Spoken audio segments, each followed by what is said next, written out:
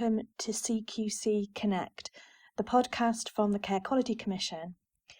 My name's Amy Key and I'm head of the provider engagement team here at CQC. This is the second of our Care at Christmas podcast episodes, where we're sharing stories of how people have come together this year to help and support others during a really challenging time. In this episode, we're going to be speaking to Danielle Bullant and Zoe Fry. They'll be sharing their experiences of working in adult social care during the pandemic. I'm going to start by asking my guests to tell you a bit about themselves. Let's go to Danielle first. So hi everybody, my name's obviously Danielle Bullant. I am the registered manager at Laurel Lodge Care Home in Norwich. So Laurel Lodge is part of the Black Swan Care Group. We have 20 homes throughout the east of England, and Laurel Lodge specifically is a residential home that can cater for up to 32 residents. So myself, I have actually been in the care industry since I was 17, so that's 17 years now, and actually there isn't anything else that I would like to do or want to do. Social care is my passion, it is my life, and I just absolutely love every single piece about it. So I've been with Black Swan for 3.5 years now, and I've been the manager at Laurel Lodge since October 2019. Thanks so much, Danielle. It's really wonderful to hear that passion from you. Now, can I ask Zoe to introduce yourself, please? Oh, hi there. Yeah, my name's Zoe Fry. I'm actually the owner-director of Valerie Manor Nursing Home in Upper Beeding, West Sussex.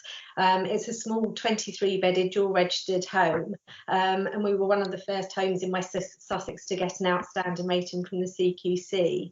My background, I'm actually a nurse myself, and up until January this year I was a registered manager and have been for 12 years, and I've owned it for 13 years in this January coming. My passion started at the age of 13 when I started working in nursing homes. In those days you could, and then I went on to do my nurses training, and worked my way up quite quickly in the hospital to be a ward sister, a matron, and then I went into NHS management. My grandparents ended up having to go into nursing homes and the care wasn't that good, and mum and dad invested and said, couldn't you do any better? And I found my dream, which was Valerie Manor, and lived on site for 10 of those years.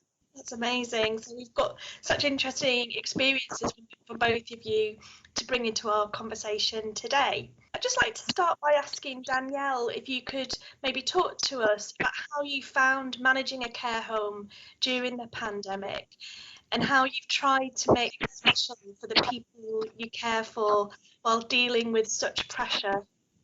Yeah, so I mean, I'm sure everybody has been in the same boat at some point since the pandemic started. But what has really shone through is the amazing teamwork that everybody does, and I'm sure that is the same for every care home and every kind of social care service that is running at the moment. Without my team, I don't think I would have been able to do my job as well as I have done. I have an incredible group of staff that go above and beyond every single day when they come into work. It is not a job for us. It is a family-run home. Our residents are our family, so we treat them as everybody should, like they are our nannies, our granddads, our parents. And so, some of the wonderful things that have happened since the pandemic is that it's brought everybody together that little bit closer. So we were already a close-knit home, but since then we are having to spend more time just us, which is actually really, really wonderful. We pride ourselves on the care that we deliver, very person-centred. We get to know our residents inside out. We involve them in their care and their families and their next of kins. It's really lovely to be able. It's been really lovely, to be able to have that time together. Although it's been really hard on them not seeing their loved ones as much as they'd like to, it's given us that time to spend with them to get to know them a little bit better. And an example of something that we did, which was really lovely, was so we had a lady move in at the start of the pandemic, and her husband decided to move in also. They were apart since February, and then last month we held a date night for them, which was a surprise. We got their family involved. You know, the staff came in on their days off. We cooked them a lovely meal. We decorated the room. We had staff playing music because I've got, you know, some multi-talented staff that can sing and can play guitar and the piano. It was just so wonderful. And the media coverage for that was just phenomenal. I mean, they have family in Australia. You know, it was right across the world. Yeah, these things are just so important. Just because they can't go out to a restaurant and have a date night, there's no reason why we can't facilitate that here at Laurel Lodge. So that's what we did. And how did they react to all of that kind of special time you were able to create for them? They knew something was going on because everybody was obviously a little bit sneaky, and their daughter was heavily involved with like the planning process. She provided lots of pictures and their special outfit. They were given an invite a couple of days before, which I made up on the computer. And they said, "Oh, okay," but their faces, it was just absolutely priceless.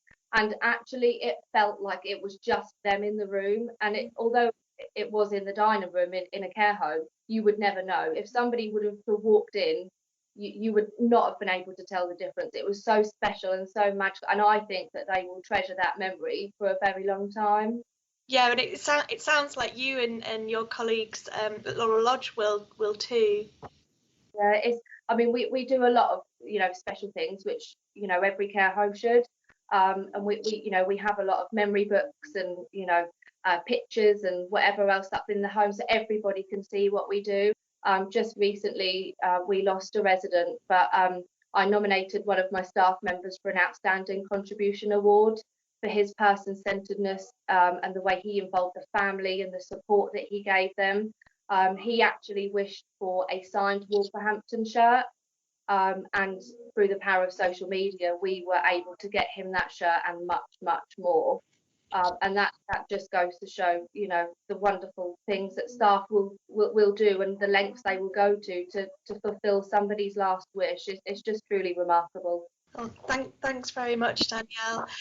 If I could ask Zoe the same question, if you could maybe talk a bit about, you know, what your experience has been through this time, and you know, how that might compare to what Danielle shared with us.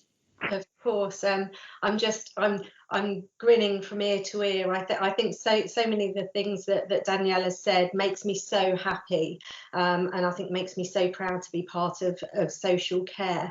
I think a lot of the things that we all do as care homes are so simple. They don't cost a lot of money, and it's people thinking outside the box. So proud of the staff from the very beginning. When we went into lockdown, they've tried to make every day special in some way for our residents. We actually over-recruited as well at the beginning of the pandemic, and we had people come from theatre companies, we had people come from the hospitality industry, and they could bring something else to our residents as well. One of the people from the theatre company, they actually played the flute, and they just went around the whole home, even if somebody was bedbound, at their balconies, etc., just playing the flute, and it made such a difference. I think there have been challenges, and I think we've been on a bit of a roller coaster, but I think what's so important is that we've been on a roller coaster together with our residents, the staff, and also our relatives. We have regular Zoom meetings with our relatives, with the residents, with staff, and we make all of our decisions together. And that's around visiting, it's around the testing that's obviously very topical at the moment. And basically everybody has been embraced. To make things nice for staff, the residents have even made videos. One of my happiest memories is National Nurses Day this year. If you see the video that our residents made for our nurses, it was just absolutely amazing. And I think when we're all having a bad day, we look back on actually what we have done, and that the residents are safe and the residents are happy. I think it's something to be really proud of. And actually, it's made us it's made us develop new things. In talking to our relatives, obviously it's very difficult, somebody moving into a care home in normal times, let alone COVID, when people are wearing masks and they can't get to know people. And we had some relatives and residents really struggling with that, but more so the relatives, because they couldn't view the bedrooms, for example. And so our existing relatives who have been with us for a long time suggested they had a buddy system. So you've got your relatives who have been with you years and years, and now buddies to new relatives who might not know, what goes on in Valerie Manor. So much has evolved. It's, like I say, been a roller coaster, but we've all grown together. That's fantastic, and it sounds as though, notwithstanding that obviously the pandemic has been tremendously difficult for everybody, and put a lot of pressure on you, that both you, Zoe, and you, Danielle, have been able to kind of innovate in how you deliver your care through this period. And I guess I'm just interested in, once we're hopefully through this crisis, what things might you retain that you developed during this time? What things might you take out of this experience and keep going with? I think for me, Zoe here, I think for me, one of the main things is we've developed additional roles for staff. So very early on, we developed a wellbeing coordinator who linked in with our relatives, because we soon found that actually it was our relatives' mental well-being. If we focused on that, our residents would be a lot happier. So that role has really evolved, and I don't think the relatives or residents would be without it now. Also, the links with the community. We recently, because we're a small home, family-run business, we didn't really have the funds to build a visitors pod. And the local community came together for us, and they actually did a DIY SOS for Valerie Manor, and they've built us the beautiful pod, and it's allowed safe visiting. And even now with the lateral flow tests, our relatives and residents have said it's such an amazing pod. It allows safe visiting. We don't want to be tested. We don't want people coming into the home, and that's what the local community has done to support us as a nursing home in the local area. It's just absolutely amazing. Well, that's wonderful. Danielle, is there anything you'd like to add to that? Yeah, well, I mean, I completely agree with Zoe, especially with the communication part with the relatives and next of kins and families. It's really important, and that communication has gone up another level since the pandemic. We email, we video call, the use of the tools with regards to video calling and Skyping, which was never really heard of, kind of, because the visits were always in person before the pandemic. But I feel like this is really important. If somebody is unwell and unable to come in for a visit, we will continue to have those video calls, to have those Skype calls, and the family involvement, consistently every single week, twice a week, once a week. That communication between myself and my staff members and their loved ones and their next of kins is absolutely vital, and it plays such a key role in the way that we deliver care and how we care about their loved ones, and it brings us all closer together. So we are all one family. It's not just there's staff, then the residents, and then the families. It is, we are all one. We all care about your loved one just as much as what you do. Thank you. That's great to hear. The learnings that you're taking from this time. Well, we want to ask a question that that's kind of on everyone's mind at the moment, and that's about how you'll be celebrating Christmas in your service. Maybe if I could start again with Danielle, and then ask Zoe to just talk a little bit about what you've got in store. Yeah, so we have actually got a Black Swan competition, which our head of media and marketing, Samantha Bailey, has set up. So it's a little project for every home to get involved with. So it's like a Christmas song video for the staff and residents to get together. And I can't give too much away with what we're doing because I don't want everybody to know. But it's a little in-house competition between all the Black Swan care homes. And so we love doing things. We love a competition at Laurel Lodge, so do all the Black Swan homes. So yeah, we have that planned. We have already started with our Christmas themes. So we have just started our memory tree. So last week, I had an idea of a way to remember our past residents who we loved and lost. And we decided to do a tree. So we've decorated the tree, and every single staff member got to decorate their residents, so to speak, who they really were close to, who we've lost over the last year. And that takes centre stage in one of our lounges, and it just gives that somewhere quiet and somewhere peaceful where we can all go and take 5 minutes and reminisce about all those residents together. And the residents have absolutely loved this. They were really close to them. They were their friends. They saw them every single day. And we should talk about people who have passed, our friends, our families, our loved ones.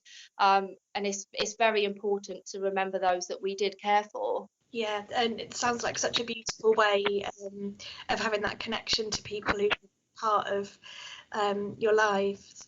Yeah, and we still have lots of connections and feedback from our residents that have passed away, from their families. They follow us on our Twitter pages and our Facebook pages, and that they're always sharing lovely positive comments about the home and about the staff. And it's just a way for us to show them that we still care. Just because somebody either moves out to a different home or they pass away, it doesn't stop us caring about them at all. Thank you, Danielle. And Zoe, what can you share with us about your Christmas plans? Sure, thank you. I think it's obviously going to be so different this year. We haven't got as many, obviously, group activities. We used to have so many people into the home, but the staff are making it special from the point of view is that they're doing everything, which I think actually is lovely for the residents in terms of carol concerts and things like that. There are small things going on in the background. Last year we had a big advent calendar which had all the residents in, and we're a 23-bedded home, so we opened a picture of all the residents each day. And this year obviously things like that isn't achievable, so the staff have got advent calendars for every single individual resident in their bedrooms. There's obviously been a lot of debate, dare I say it, on Christmas decorations, and the residents decided with the staff, well, okay, we're going to make our own then. And so they're making their own baubles, they're making their own crackers, etc., which I think is lovely, and things like the wreaths with fresh produce, which I think is absolutely amazing. Each year we do a Wear It Festive for St Barnabas Hospice, and I know hospices are obviously struggling as well, being charities, and so there's no reason why we can't do things like that, so that's all planned in as well. Daily facts, we've got relatives who, sadly, it was a granddaughter of somebody who passed away during COVID from natural causes, but they used to provide a daily news round to the home, and what they've done for Advent is create a daily fact, so it generates conversation. It's lovely. Even the staff love seeing a daily fact for the day and hearing what people used to do in days gone by. We've still got jalopy outings. We call the disabled vehicle a jalopy, which is lovely. The residents love that, and they're going out to see Christmas lights and things. But I think what's very difficult, and I think we're getting the balance right, is obviously the visits with the families. I think it's the balance between staff are trying to make it so special, but in some ways it's not the same as being with your families at Christmas. So in the pod, the wellbeing coordinator is developing the visiting schedule for over Christmas and asking that minute detail. Well, actually in the pod, what Christmas music would you normally listen to? What's your tradition? Would you have a sherry at 11 o'clock? Somebody else might celebrate on Boxing Day. We've got somebody from Germany who actually Christmas Eve opening their presents is more important.